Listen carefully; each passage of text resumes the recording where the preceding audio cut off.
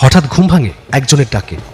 ঘুম থেকে উঠে দেখি এক অচেনা লোক আমাকে ডাকছে, বলছে, আপনি তো শুভঙ্কর ভট্টাচার্য, বীরদহ হাই স্কুলের নতুন মাস্টার। আমি চারপাশ চেয়ে দেখলাম গাড়িতে তখন একটা লোকও নেই।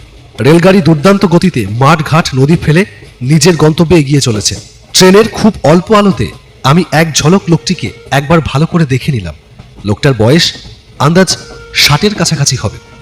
লোকটার মুখটি ঠিকভাবে দেখা যাচ্ছে না, কারণ ওর মুখটা চাদর দিয়ে ঢাকা, কিন্তু শরীরের গঠন আর গায়ের চামড়া দেখে লোকটির বয়স বুঝতে খুব একটা অসুবিধে হয় না। লোকটিকে জিজ্ঞেস করলাম, তুমি আমাকে চিনলে কি করে? লোকটি চাদরে চাপা দেওয়া মুখের ভেতর থেকে খড়খড়ে গলায় হাসলো,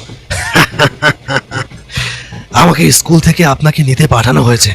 ট্রেন তো এখানে কোনো স্টেশনে থামার কথা নয়, তাহলে তুমি ট্রেনে উঠলে কিভাবে?